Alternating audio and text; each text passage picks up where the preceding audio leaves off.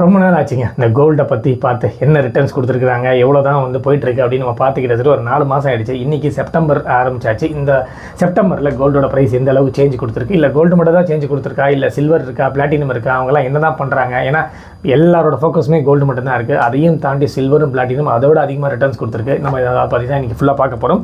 அதையும் தாண்டி ஒரு சின்ன விஷயத்தையும் பார்க்கலாம். ஏன்னா பிளாட்டினம், ஏன்னா ரொம்ப நம்ம பிளாட்டினம் வந்து அவ்வளோ சீக்கிரம் நம்ம பார்க்க மாட்டோம். மேக்ஸிமம் கோல்டு அண்ட் சில்வரோட நிறுத்திடுவோம். ஸோ இன்றைக்கி எதுக்கு நான் பிளாட்டினம் பற்றி சொல்கிறேன்னா, கோல்டு அண்ட் சில்வரோட அதிகமாக வந்து ஓரளவு ரிட்டர்ன்ஸ் கொடுத்துருக்கு. கோல்டு வந்து 10 கிராம்ஸ் வந்து 4th செப்டம்பர் 2024 இதே மாதம் 4ஆம் தேதி போன வருஷம் பார்த்தீங்கன்னாக்கா 70,010 ரூபாய் இருந்துச்சு. அதே 4th செப்டம்பர் 2025 1,05,521.00 1 இயர் உள்ள ரிட்டர்ன்ஸ் பார்த்தீங்கன்னாக்கா கிட்டத்தட்ட 48.6% காமிச்சிருக்காங்க. இல்லை பிரதர், எனக்கு கோல்டெல்லாம் வாங்க பிடிக்கல, தொட்டாலே இவ்வளோ ரேட் வருது, நான் சில்வர் வந்து கொஞ்சம் கொஞ்சமாக வாங்கிக்கிறேன் அப்படின்னா ஒரு 1 kg எடுத்திங்கன்னா 4th செப்டம்பர் 2024 லாஸ்ட் இயர் பார்த்தீங்கன்னாக்கா 81,337 வந்துச்சு. 4th செப்டம்பர் 2025 இந்த வருஷம் பார்த்தீங்கன்னாக்கா 1,23,207 கிட்டத்தட்ட 51.5% வந்து க்ரோத் காமிச்சிருக்காங்க.